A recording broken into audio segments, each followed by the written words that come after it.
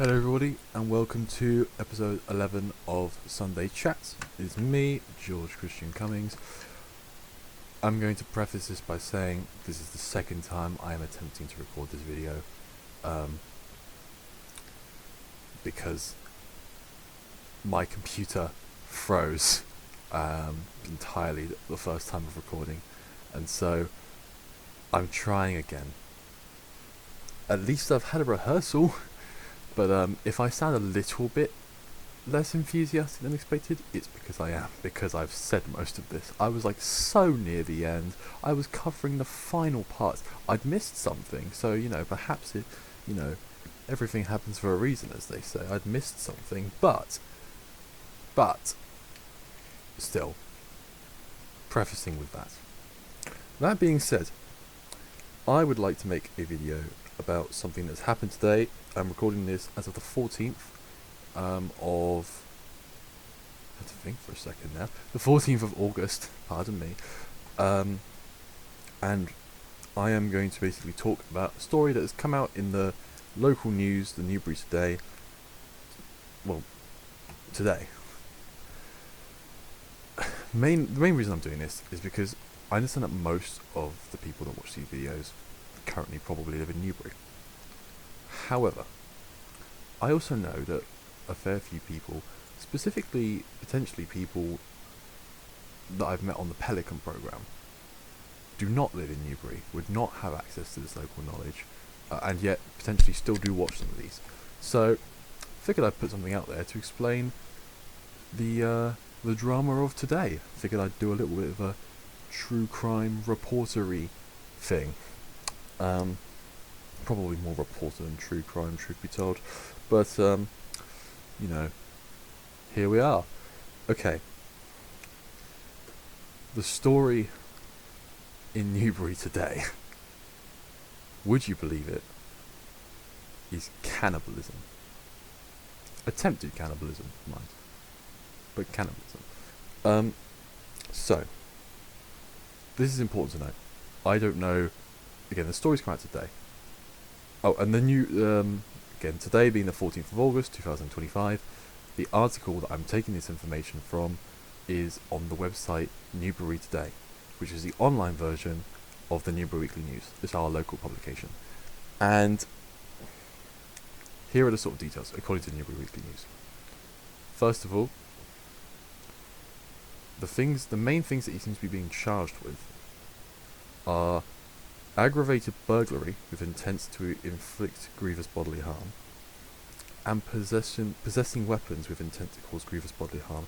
I can't find much regarding the latter, especially like sentencing and things. Sorry, I'm going to be checking notes on my phone as usual for this, and I want to get this really bang on because it's a court case. So I will be possibly doing so often. I hope you'll excuse my poor manners. But this is an ongoing case, so I'm simply going to refer to the man as the defendant. And I want to claim that this is information I'm getting from the Newbury Weekly News, and that the verdict is not yet out. That being said, aggravated burglary with intent to inflict grievous bodily harm, and possessing weapons with intent to cause grievous bodily harm. Now, basically what he's done is gathered the means, sort of the motive and the opportunity to kill and potentially eat people, quite a few.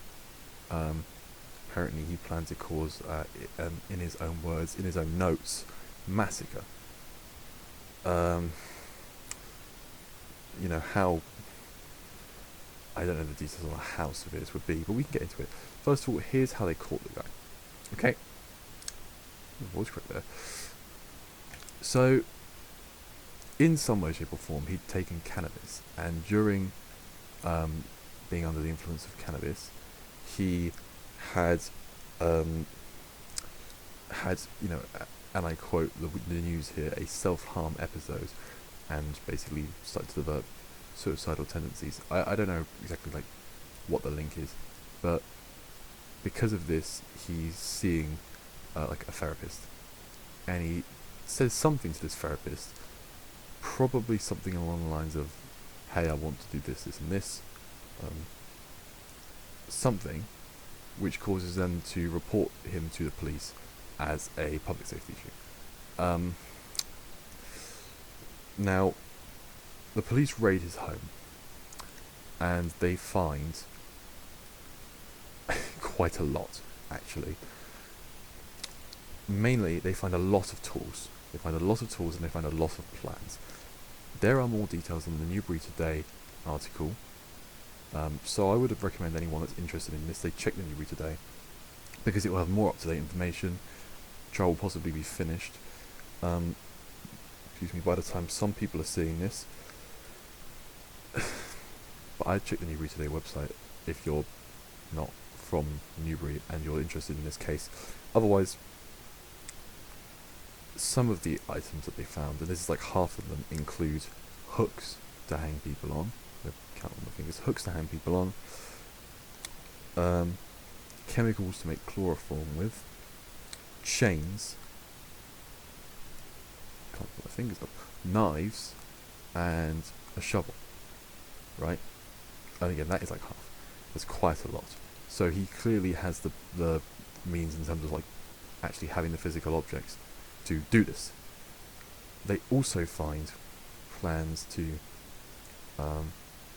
massacre, again in his own words, I believe, in his own notations, and plans to cause violence at a pub called the White Hart, which will come up a bit more in a bit. As well as plans for a kill room. It's quite obvious what that is, to an extent, but the details I don't know if I want to say on YouTube. And also a kill list.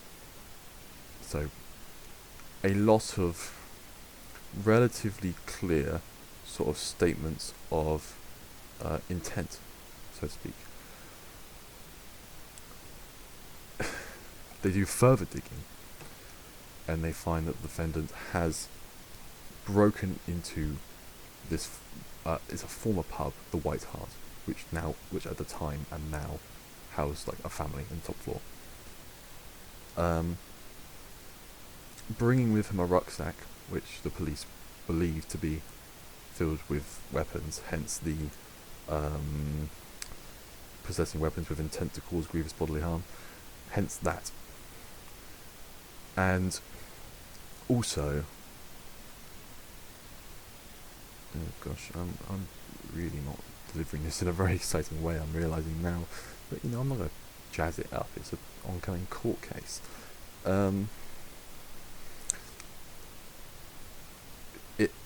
While breaking in, he's wearing, amongst other things, I believe it's a balaclava, and he spray paints the security cameras, and it seems steals a fair bit of money. Again, this is,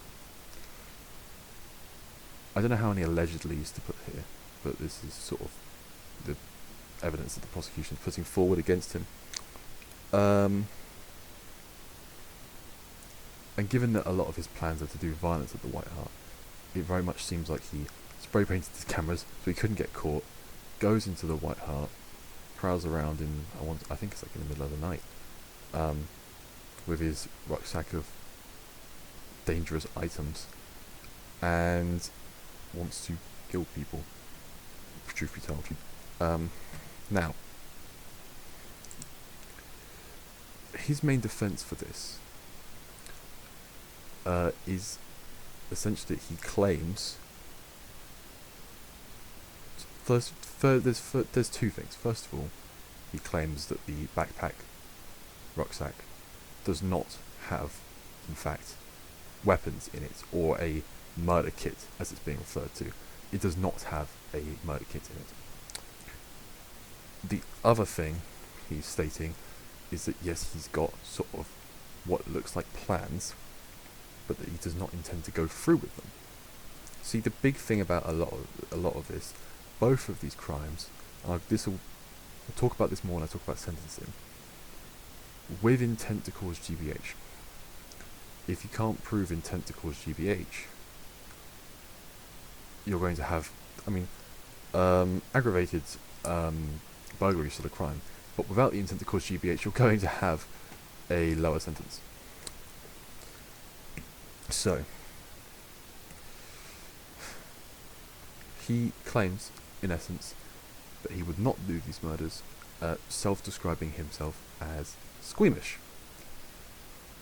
To which the prosecution responds by essentially getting him to admit that he took home at a point in time, I don't remember when, before this, obviously, a deer carcass.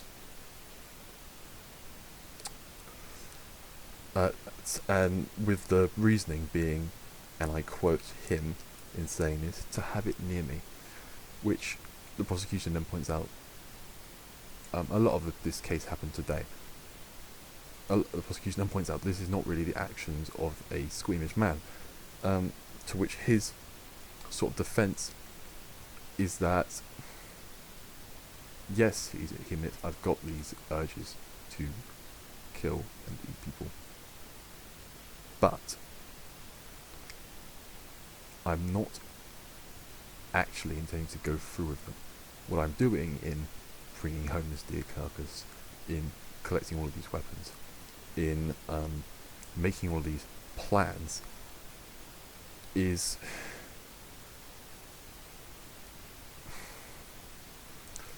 essentially the idea is that he's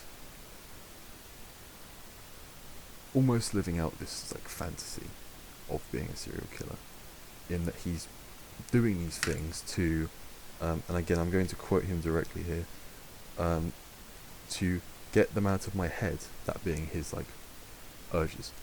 Like it's like he's doing the preparation, but he's not actually going to go through with it, and he's just, I find it shaky. I find it rather shaky indeed, but that is currently what he's claiming. And again, I'm recording this on the 14th. There is a fair chance that there's going to be new information out by the time this goes live on Sunday. For reasons that I might explain towards the end, I won't be able to adapt to that very quickly, but this is the case as it is now for anyone that's interested. And anyone that's interested and not in Newbury, you can follow it on the Newbury Today website. Make an account, but that's free. Just get on with it, lads. Totally not shilling for them at all. Totally didn't work for the Newbury Weekly News for work experience for a week. Now, just allow me to have a quick drink break, and I'm going to go into sentencing. Okay. Sentencing.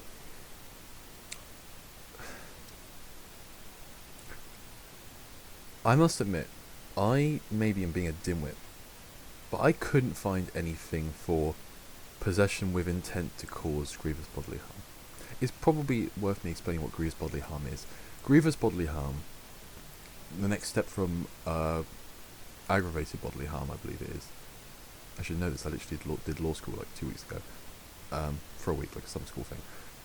Grievous bodily harm is, in short, any harm that's likely to have a relatively like serious impact on your lives. To give you like the range we're talking, if I break your leg, that would be grievous bodily harm.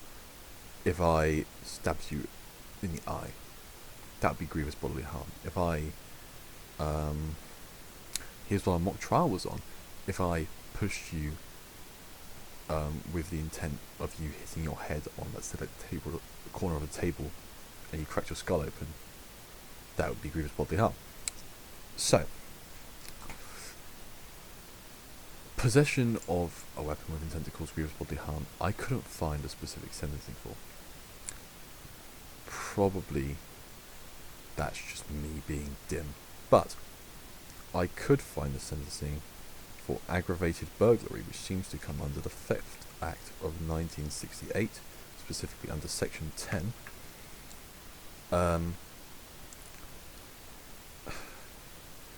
The maximum, so there's a maximum sentence and then there's an offence range. Maximum is like, if I'm understanding it correctly, maximum is like the really, really bad like if you do it as badly as you possibly could, if that makes sense, with as many aggravating factors as possible, you could get the maximum sentence. But the general sentencing, so the maximum is life imprisonment. The offence range, which is a sort of more realistic range that we're talking, is 1 to 13 years in custody. That is dependent on, again, aggravating, mitigating factors. I'd imagine not with intent to cause GBH is probably considered an aggravating factor, or it might be a different law. But we are probably looking at somewhere around that range, in the top end, I'd imagine, if not higher, and that is just for the burglary. Again, I can't find much on specifically possession of a weapon with intent to cause grievous bodily harm. So if I'm missing something really obvious on like the sentencing website, please tell me, guys, because if nothing else, I'll be interested. And nothing, honestly, I think they're going to try and throw as much as they can at him and see what sticks, because this is a relatively sort of public thing that's going on, and people want to feel safe knowing that he's behind bars. Someone said to me about what if he pleads insanity.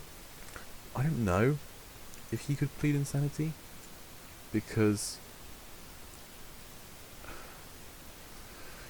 to plead insanity you sort of have to prove that you genuinely have no idea that what you're doing is illegal and or wrong.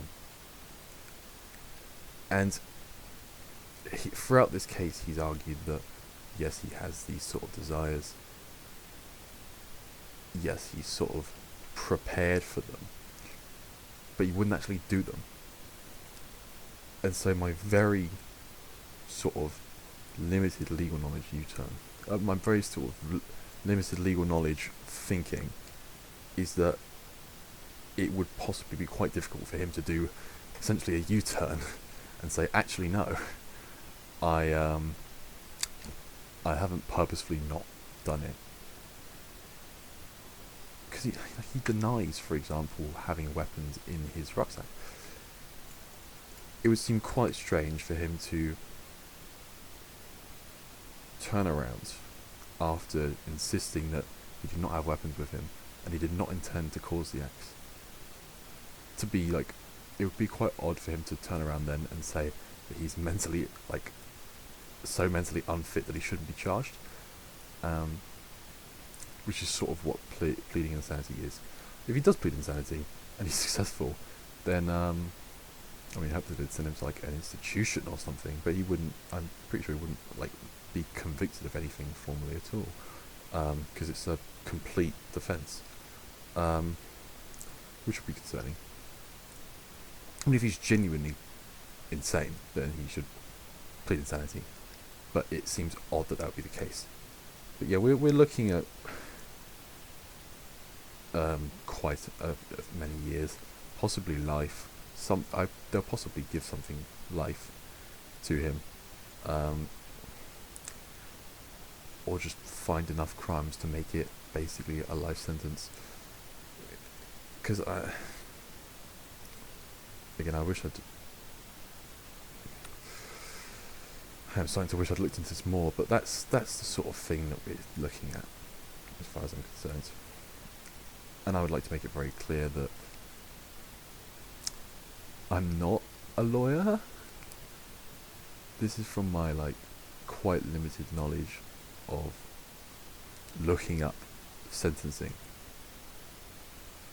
and basically I just googled it, man, and looked at the official judiciary websites and things. If I've misunderstood something, I apologise, but I'm not a legal expert, so I beg that you don't, guys, hold me to too high of a standard. That being said, that's the sort of case. I hope that anyone who hasn't really heard the news in Newbury finds this helpful, although I doubt that will be the case. And I hope that people outside of Newbury who may be watching find some interest in the sort of local drama that we've had going on. I'd like to end this with actually because I thought it'd be neat to do this for once.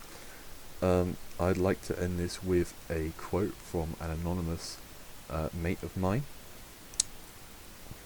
He has said, with regards to this, I have lived in Emborne my entire life, and it's a very close community, along with Hampstead Marshall and Walton Hill. It's not like he was some random guy, he was actually known. My family didn't personally know them, but I've heard from some of them that his last name rings a bell, which really gives a sense of him not being some known person on our watch list, but a normal person. In short, he wasn't some, like, really weird person that stuck to himself. And actually, after receiving this statement, a couple other people have come forward to me and said that actually they knew the person. I'm not going to name names, but at least two people have come to me and said, actually, yeah, I knew this guy.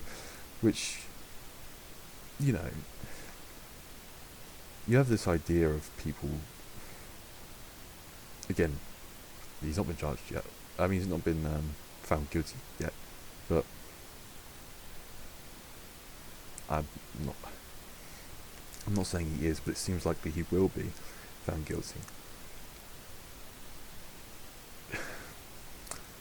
Your image of the sort of person that do this would very stereotypically be someone that lives alone, is sort of a bit of a creep, a bit of a weirdo. Realise that that's lyrics from a song somewhere, but I meant it sincerely, I promise. I'm just trying to find, because this anonymous friend of mine, they worked at their local pub. This is annoying, I can't find who it is.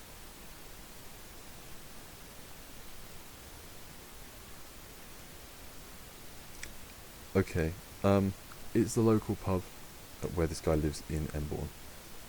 I actually can't find it. It was in a snap which I didn't save. That's absolutely me dropping the ball.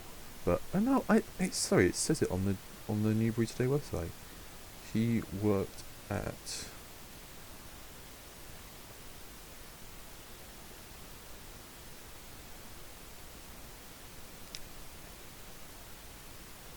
Let me pause for a second. Yeah, he was a chef at a place called the Craven Arms, and was a Park House student. So this is all, terribly local for us, actually. And I don't know if that's, it's not someone who I knew, it's not someone who I ran into, but I get the impression from talking to people that people in that area knew the guy. So, I'm not trying to say everyone around you is a serial killer, but, it's food for thought, isn't it? Anyway, gosh, that's so profound of me. I'm so epic and cool, and you should subscribe. Sorry.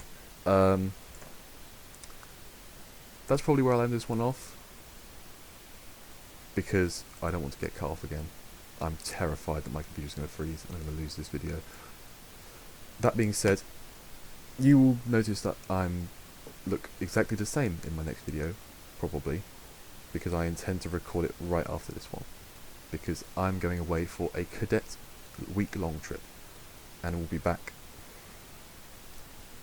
the Saturday following when this video comes out, and I don't really want to record it on the Saturday or the Sunday because I'll be quite tired because I'll have been on a cadet week-long trip. So, that being said, I'll see you all next week. This was a somewhat different style from me. These videos have started to involve more research. I want people to let me know in the comments whether you appreciate that. That feels like a loaded question, but whether it's like nice that I'm putting more research into these, because I put a fair bit into the Online Safety Act. Admittedly, it was all on one site, but I put a fair bit of, I looked into stuff for this one. I guess I'm just curious whether you guys, pardon me just a second, sorry about that. I guess I'm just wondering whether you guys, let me know in the comments, has it been, like an interesting, has it been good that I've been doing this, and doing a bit more research, or do you prefer the more rambly, less scripted stuff? That being said, thank you all once again for listening. Hope you enjoyed tonight's episode of Sunday Chats, and I don't know what to say other than good afternoon, good evening, and good night. Pretty sure that's how he says it. Never actually watched that film. Anyway, goodbye.